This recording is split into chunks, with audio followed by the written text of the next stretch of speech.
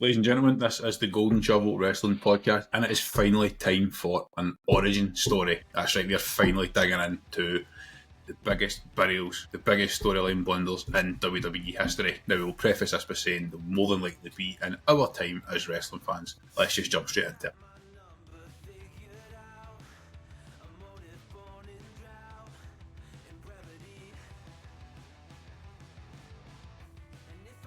Welcome back to another Saturday Squash. This is the 14th Saturday Squash, episode 45 overall, and as I said in the intro, the biggest burials, the biggest mistakes that WWE storytelling has made over the last 20-25 years or so. Full stack, 3 of us tonight, no hanging about, quick podcast recording, get it out in the morning, crack on with our evenings. Do have a volunteer to go first. I'm happy to go if you guys don't want to go. I will go first, but I'll only go first on the basis that I preface this and let the listeners know true clarity. I'm going to break kayfabe. Saunders has a way of running these Saturday squashes in that he tells Ross and I what the actual subject matter is, but then 10 minutes as you're getting ready to record and getting set up, he then drops, oh yeah, and it also includes storyline blunders in general, which totally widens the net. So I have picked 3 burials, and I'll kick you off with Damien Sandow as the first one, who I have went for, who has been buried. And it was really, really interesting. I think his character would be much better served in the current climate of wrestling than it was back then. He did get pushed to a certain degree. They had him win the Money in the Bank briefcase, lost his cash-in match, and then was just buried into oblivion to the point where he had to leave the company. So, yeah, what could have been Mizdow was a fantastic watch, even though it was during the spiral. But yeah, once the guy lost his Money in the Bank match, I think it was pretty clear they had no intention of ever trying to get him to the top end of the card, and just unfortunately let him go to waste. But yeah, number 3 for me was Damien Sandow. Damien Sandow was in my shocked long list, shall I say. I think I started about 10 this morning and then cut it to about 6 before I went to my final 3, and he was on that list and he very nearly made the final 3. I think the reason, and I agree with your point, that he might have worked a bit better now than he did back then, only because I think the way the wrestling landscape is, especially in the E, you're allowed to get over in alternative means, you know, outside of necessarily your wrestling ability. And I don't know if you guys have seen whether it was WWE 24 back in the day when he explained that he was set up as Mrs. Stunt Double and he made the decision just to start copying him. And then Vince went, are you just mimicking him? And he went, I'm his Stunt Double. And then Vince thought it was hilarious. But I don't disagree. I think it was a horrendous burial. The guy was world champion material, maybe back then, borderline, but upper mid-card. Yeah, transitional. 100% strong mid-card, transitional champion, you know, an NXT vet that drops back down and provides that push for somebody else, helps get guys over. There was a definite role for somebody who has ability. And it's not that it was just a character. The guy could wrestle. He's an experienced professional wrestler. He could wrestle. Ultimately was hit with a ridiculous gimmick that he made work and almost became a bit of a punishment for him. There is another guy who was in a very similar boat who got punished for getting himself over, but I won't say who it is in case one of you have them on your list. But yeah, Ross, do you have anything on Mr. Mizdow? Do you know, that was the era where I was not watching the product at all. I've seen the name floating around, and it seems like other than him, I maybe wasn't missing too much. But yeah, sounds interesting though. That does sound like a kind of gimmick that could work. I would find that funny. I'll jump in next because mine's actually a really nice segue and allows me to defend my position very slightly about this broadening. I also have someone who got themselves to a point where they were ready for a world title run, won the Money in the Bank, and then the decision was made not to put the title on them. Otis. Rightly or wrongly. He fits the mold, but it's not him. I'm actually going to go for the 2017 burial of one Baron Corbin. I think when you look at a guy like Baron Corbin as an athlete, he was a 6'6", 6'5", 260, 270, 280 monster, came onto the main roster as the lone wolf character, looked the part, ultimately had an epic finisher that was really well protected until one fabled match at WrestleMania against Drew McIntyre, but a really well protected finisher, really good secondary signature moves. Like I says, looked the part, eventually had to shave his hair, still managed to make it work, not lose credibility as a character, became Constable Corbin, still managed to make it work, was made bum-ass Corbin when he lost everything in Vegas, still got it over, then won the jackpot and then made that go over as well. The guy was hit with shit after shit after shit in terms of booking and gimmicks, and I just think he kept making them work. And the reason he kept making them work is because when the bell rang, he was doing the 4 ropes. He was a very, very credible professional wrestler. This doesn't need to be a episode where we debate people who should have been world champions, but we've talked about this, and the reason I talked about a little bit the broadening the scope is we could probably sit here and debate that the WWE hasn't utilised Money in the Bank properly over the last few years, because Vince's later years, he kept giving them to the hot person at the time with no long-term plan. Ultimately, that's what buried Baron Corbin in that time frame. He didn't need the Money in the Bank briefcase, but once he had it, they had to get it right. They gave him it and they got it wrong, and it killed his momentum. He should still be in the WWE, in my opinion, but he isn't. And I think that all goes back to that decision not to put a title on him after putting him in a position where he had to win it. I agree. I think the only thing you probably missed in terms of his list of accolades is he's an incredibly safe worker, and his ring awareness is incredible. There's been more than one near miss that he's managed to prevent. Probably the most notable is Dolph Ziggler over the steel steps that he manages to turn in to like an end of days almost outside the ring to prevent him from a pretty nasty injury. So I would like to still see Baron Corbin in the only thing I maybe slightly disagree on is I don't agree that Happy Corbin was over. He was running out of steam by the time we got to Happy Corbin.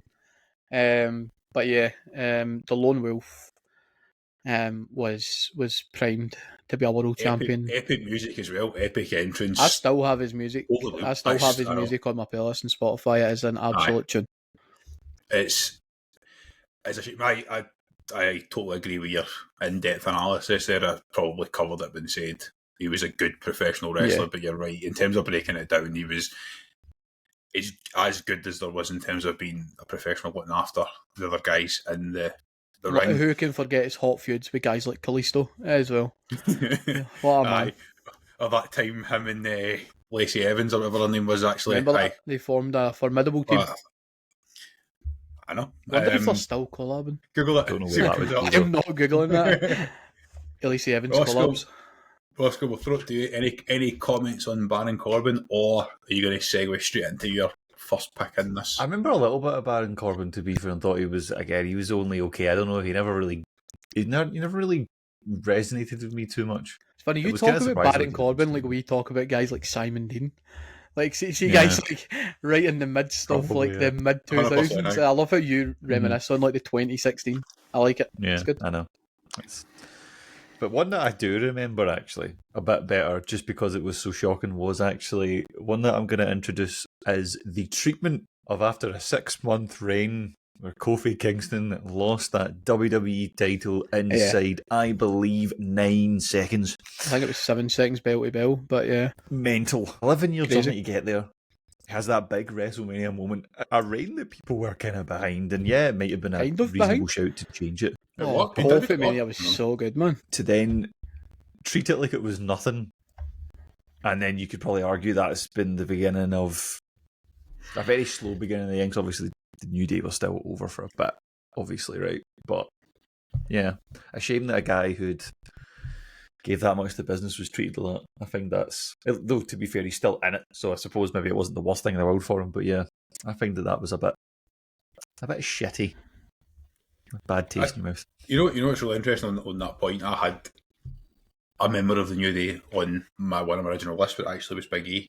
You know what's so funny? On my original list, I had Xavier Woods, so that's really funny. Aye, because I think all three of them have had opportunities to spin off to singles, and ultimately it's the popularity of the New Day and the fact that they sell merch. But Kofi, in my mind, would always have been a one-time champion as a little bit of a Thank you. Yeah, definitely. Because he should have had it in 2009. Yeah, that's when he should have had it. He's so over. He was ridiculously over. Back when he was Jamaican. Big E has the potential to be a multi-time world champion, and obviously the injury is part of the reason I left him off, because it wasn't that long between him dropping the title and him being injured. The way he dropped the title was, it's one of the ones that's like a butterfly effect in it, of like, if this person didn't get injured 3 years before, it didn't lead to this, didn't lead to this. So that's why I had COVID. That's why I had Xavier Woods, because I feel like, and I'm not talking about world title push, but I feel like Xavier Woods lost 81 King of the Ring, and ultimately lost his singles push that he was definitely going to get because Big E got injured. They had to pivot, take them back into the tag team and turn them heel, and I think Xavier Woods has suffered the most for that, but he didn't make the top 3. It's not really a burial, is it? Yeah. It's not. It's the storyline decision makes sense because of the injury. It's not like we're doing this for X, Y reasons. It's one of the weird ones. Like, see if Kofi had lost that match in a normal wrestling match, none of us would look back and call that a burial. We would say he got his title win, it was long, it was strong. Kofi Kingston should not beat Brock Lesnar. Realistically, do you know what I mean? He should last more than 6 seconds. Especially if you're the world champion, you should not be getting pinned that quickly. But it's one, and it's weird though, because I feel as though we're all in this. So far, we're in a 7 or 8 year period that probably quite close together. And I had a toss up for this next one between the man I've picked and another man who was buried at WrestleMania in a 6-second match when he lost his World Heavyweight Championship to Sheamus. But I didn't go for Daniel Bryan because it didn't hurt him too much in the sense that what happened beyond that. Exact same reason he's not in my list either. But who I did pick is a man who now wrestles for the other company, and he goes by the name of Claudio Castagnoli, or as we would better know him, Cesaro. The reason I picked Cesaro is if ever there was a guy who should have been a world champion, this is a guy who's very similar to Ilya in the sense that, and Julia, etc., in the sense that you do not need to go on the microphone in order to become a champion. Put the strap on that guy and just let him wrestle. Give him a manager. His tag team work with Sheamus showed that he could definitely be a world champion. It's a guy you could depend on. Insane athlete. Probably one of, if not the best athletes at the time in the company.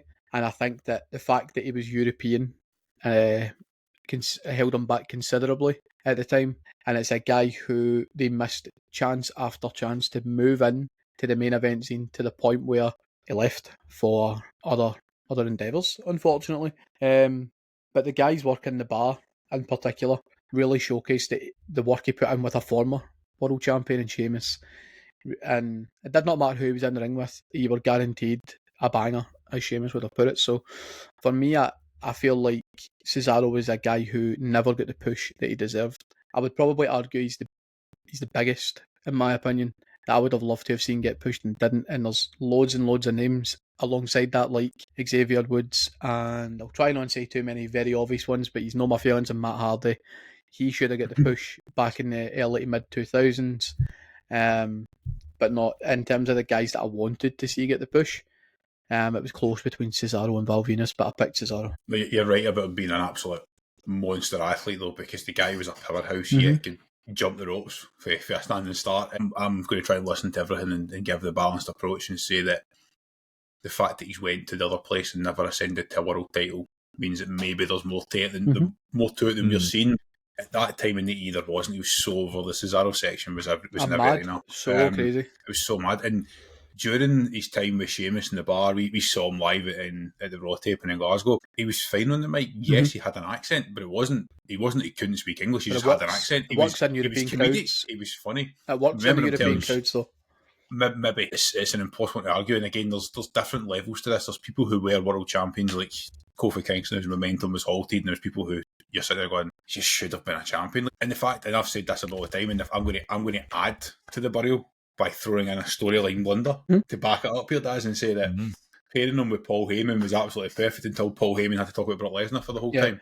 Something we spoke about midweek. He needed a manager. And instead of bigging up the guy you were supposed to be bigging up, you bigged up Brock Lesnar. And Paul Heyman has come out and said that he was sent out there, he was to talk about Cesaro for 30 seconds and then keep Brock Lesnar relevant. That was what the job was. So it wasn't even his. Paul Heyman would never do that off his own back. No, He's definitely all about getting new talent over. He was absolutely buried into oblivion by backstage politics. And I'm sure we all remember the famous quote from Vince when he was on Stone Cold's podcast, said, "I don't know why he can't get over. Maybe it's because he's Swiss." Hey, what you gonna do? Vince was even watching his own shows. We don't just set the bar; we are the bar. It's one of the best. I'm gonna bring one out that's really recent, so that Ross can't get involved in these conversations and doesn't say I don't remember this. And I'm going to save my favourite for last, because I think that'll be the longest talking point tonight. But this is a bit of a storyline blunder / burial that we've yet to see play out, but because of the position of the product and what we moan about every week on this podcast, I'm going to mention it. And that is whatever decision it was to have Travis Scott slap the shit out of Cody Rhodes at Elimination Chamber and then have no follow-up to it. I know. You very nearly took your champion off the WrestleMania card with a concussion because you let an untrained person shoot at him in the middle of the ring. The heel turn was near perfect. You had the final boss character of The Rock, who is a guy that we aren't massively fond of these days. However, we would all admit that the character he played, especially that story with Roman versus Seth and Cody, was brilliant. It worked really well. It was a part-time role that was as perfectly booked as you can. You've now buried that because we don't want to see Dwayne ever again because we don't trust him to fulfill a story. Not only that, as you've potentially buried the perfect heel turn. Corporate Cody makes a lot of sense. That's probably, it's not gone, but you've removed a potential ultimate heel turn for the guy who we all say needs a heel turn, and that is really what buried John Cena's heel turn. At that point, we were just waiting for the fan service. So I'm not saying that it's a heel turn that's the issue, because who cares, we're getting the fan service now, but I think not only has that decision hurt some stories early in the year, and Travis Scott taking 15 minutes to get to the ring when his music hit didn't help either, because you've got your two guys lying there pretending that they're still out cold. It's completely screwed up a whole lot of really good story angles in the future, because none of us want to see Dwayne because we don't trust him to finish a story. I'm throwing that out there as it's more recent, but it's a very confusing stories at the very least, and definitely buried a couple of storyline options in my opinion. The most confusing part about that booking for me is that they gave Travis Scott the hardcore title just because The Rock had the People's Champion title. I know. It just would have looked odd between the two of them without a belt. So yeah, they didn't need Travis Scott for that heel turn. It would have been perfect if it was just John, Cody and Dwayne in the ring. But yeah, you've said pretty much all that needs to be said on it, if I'm being honest. It's so frustrating, isn't it? It's really, really frustrating. And I mean, I'm sure we've all read the stories as well that it does seem to appear that The Rock didn't want Travis Scott involved. That seemed to be a personal favour from the chief of TKO to Travis Scott. Is it Ari Emanuel? I think he used to be his agent when he ran the talent agencies, I think. So it seemed to be as a bit of a favour to get Travis Scott involved, who at the time said he was loving it and wanted to be a trained wrestler and stuff. Should have been Jelly Roll. Exactly, compare him to what Jelly Roll did. It's night and day. We've always said that anyone who goes in the ring and tries to take a bump will earn a fair amount of respect from us here at the Golden Shovel. Travis Scott went and slapped Cody Rhodes in the face and nearly took him at the main event of WrestleMania, and that's none more ridiculous. so than I Show Speed, who took the ultimate bump in the Royal Rumble. God. I still watch it every now and again, just to watch. Poor guy, man. Ross, since I threw you one from 2025, do you want to comment on that, since you've had to pretend to know who Damien Sandow was? Honestly, I'm as confused as you guys. I do not understand. Even if it went the way it was supposed to, which was, Travis Scott wasn't supposed to then fall out with everyone and cause a lot of the issues. I actually don't understand what it was they were really going for there. I really don't get it. As someone who was just returning at that time, I think because we'd started talking about maybe doing a podcast, it was the few weeks up to that I'd started watching stuff and going before that to catch up. Even I was just sitting going, what the hell is this? Why? Just totally fucking bizarre. I don't know that though, but I've heard that Fiend is your ringtone. So that is slanderous. Travis Scott out there would have worked if he'd brought in like one more person to make it look like a corporate entity, but it was just The Rock and Travis Scott. It didn't. It just was. And then for The Rock to go on more than talk shows and after WrestleMania and say, the final boss made the decision that I wasn't required, and I'm like, that literally buries the guys Cody and John saying that you didn't think you needed it.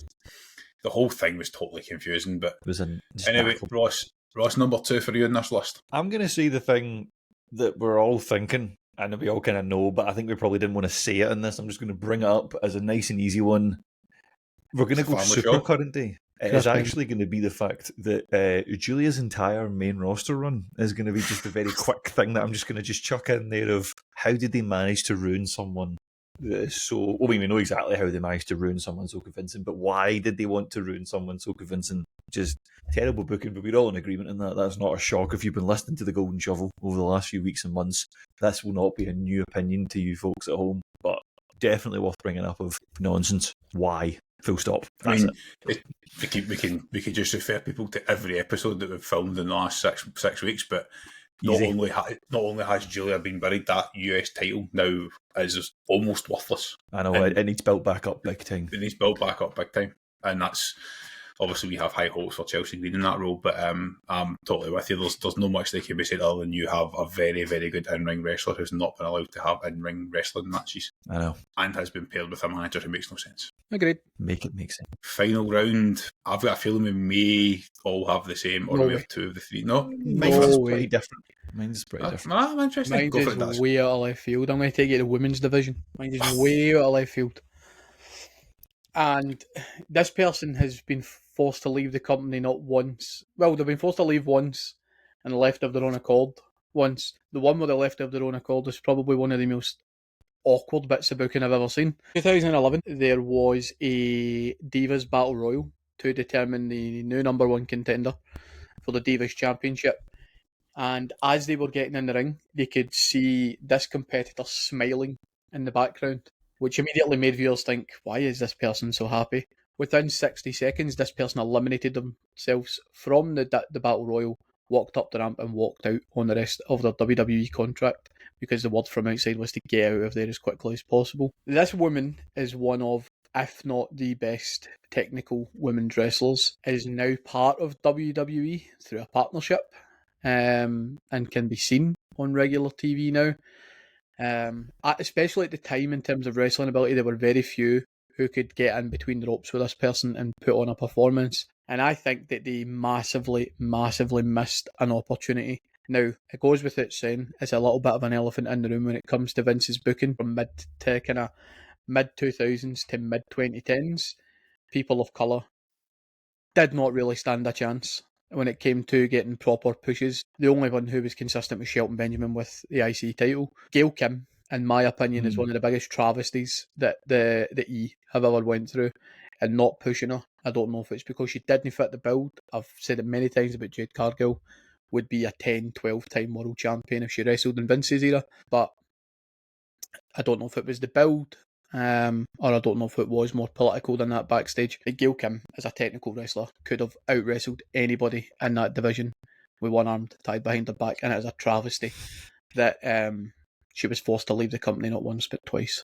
Actually, such a good pick that I didn't even have her on my list, and as soon as you talked about the stories, this makes so much sense. I've said a lot that I watched a lot of TNA at 2005, 2010 kind of time when it was a really hot number two product in the US wrestling market, and Gail Kim was top of that knockouts division for a long time. She was the best in that company, and she was so good she wasn't always the champion. She was an attraction in her own right. You see women using defeat as a finisher and signature move, which shouldn't really harm, but it's been picked up. She looks like an athlete. She talks like a professional wrestler. She works like a top level professional wrestler. If I was to offer my opinion, I'd probably concur that I think there was something not there with the look. I think, is it because she was too experienced? If you think about that time in the E, most of the divas were plucked from ex kind of bodybuilders or ex sort of dancers or ex-cheerleaders. It was also in the molded into a certain role. Yeah, it was almost in the midst of the reality TV era as well. Aye. They wanted the faces of the divisions to be TV stars. They wanted more total divas. They wanted the Bellas, for example, front and centre during that era. Because this is still 3 or 4 years before the Four Horsewomen making the main roster this stuff. Was 2010, 2011. This is so it's a really so there's almost like three distinct. There's the now period where the women are just phenomenal. There's the previous late Vince era where it was athletes and powerhouses like the Charlottes and stuff, and then there's before that was the divas. As long as you look nice, it doesn't matter what else happens. Yeah. And Gail Kim fits the model now. She would be top of the card right now. There's no doubt. It probably doesn't fit the model back then, which is such a good call. That's probably the best pick so far in this episode because it is left field. I was not expecting that, and I'm so much in agreement because I watched her at her peak in TNA. You should go back and watch some stuff, Russ, for Gail Kim because she is incredible. I probably should. Yeah, genuinely, someone that I'm not familiar with at all. Really, honestly, see, it would be a cracking series. Would be like us watching some of these wrestlers in TNA or other promotions back in the day because AJ Styles was just wow, like this is ridiculous. Yeah, short hair AJ and Christopher Daniels used to exactly. Oh, it used to be cinema. And Samoa Joe back in the day as well. Joe has got the greatest. Just he walks. Honestly, it's perfect. Ross, go and watch it. I know. Go and watch it. Great. I would throw it to you, Ross, on this one, but I'm pretty sure you've not watched Gail Kim wrestle. And have you watched any of TNA since it's been back in the industry? Do you know? Honestly, no. I've only seen the odd clip on Twitter. Do you know that? I really haven't seen too much. It's been a challenge to just about keep up with NXT. Never mind. There's that much product on. It's a nightmare to keep up with Triple H, etc. on the cards, and I need to make time for that as long as the GOAT is running Mega Champions. There's so much going on. But I actually think, just to close it off, Saunders, is that you made a good point about a really good number 2 brand behind WWE back in the day. I think there's a massive opportunity for them to become the number 2 brand again. I really do. If you speak to one Christopher Jericho, he believes that they are the number 2 brand already, which may or may not tip the cap to where he's heading. Yeah, but I genuinely do think that. Yeah. But this could be a whole squash. Why TNA was such a good number 2 15, 20 years ago. I'll jump into my last pick, and this is the one that I thought we were all going to win the page, and it may be controversial, might not be, but from 2016 to 2020, there was an individual in the company who was a bona fide multi-time world champion superstar who should have been the best in the business. He was an amazing in-ring performer and also an incredible storyteller, perhaps the best storyteller we've seen in our time as wrestling fans, and that is the late, great Bray Wyatt. Well, a literal burial you've went for. That's brutal. The Eater of Worlds was an amazing character with the Wyatt family and ultimately didn't fully ascend to the top of the card. However, once he did get there, won the WWE title at Elimination Chamber from the GOAT, John Cena, only to drop it a few weeks later to Randy Orton, who'd won the Royal Rumble. After a period of inactivity, he comes back with the Fiend character. Oh, so good. I love it. Which was phenomenal. It was incredible. We then saw red light matches, which were stupid. We saw cockroaches and bugs crawling across the ring, which was stupid. We finally saw him ascend to the top of the card, and they had Goldberg beat him in Saudi Arabia. And ultimately, no matter what happened after that, yes, there was more title runs, and yes, eventually dropped it to Roman Reigns, which started the greatest title run in the history of the company. The mystique and the aura of Bray Wyatt and that character could not, would not ever recover from that loss to Goldberg. And as sometimes we forget, he was future endeavoured because it was ruined. And we sat there as a group, fantasy booked what it could look like, and maybe that's a future squash, how we would have booked the Fiend. It should have been the greatest character that wrestling has seen since Undertaker, and it was ruined because of Saudi oil money. I remember the first time that he debuted it. Everything from the 3 stages where the lights went out in the arena. It went top deck, middle promotional boards, bottom deck, to the almost like the pulsing music, the Let Me In, the new lantern where it was Bray Wyatt's head had been made into the lantern was so cool. And the first time that it did the flashing lights to show you the mask, like genuinely, if I was watching that as a child, I would have been terrified. And whilst playing the Firefly Funhouse character at the same time. That's what I was just about to say. The guy was so multifaceted that he could play both characters in a snap. They're probably the only counter I've got, and I've also got something that adds a lot of weight. You mentioned the red light match. Watching Seth Rollins bury him with those chairs, etc., was just nonsense. But did we not also have a no contest with them in the Hell in a Cell? Yeah, that's what I mean. Nonsense. But probably the only thing I would counter, right, is, and I don't know this, I'm just playing a little bit of devil's advocate, I suppose. Bray was a very gifted, creative mind, and quite a lot of the time with his characters, especially Fiend, he got free reign to book his own run. I just wonder sometimes whether or not the red light matches, the matches with the cockroach on the ring, if that was Bray's choice. I don't know if he pitched it and he ran with it. But I don't know how they got it so wrong for the guy when his feud with Cena was... See, watching Cena in that Firefly Funhouse, it was something so unusual to me because it felt like I was watching the real John Cena in like a Most Haunted type TV show. It was really, really cool. But the guy did so much for the business, and it's an absolute shame that he passed away, because he should have been a generational performer. However, could he have been generational as the Fiend forever? I don't know if it had the longevity that The Undertaker had, but it definitely should have been on longer than it did.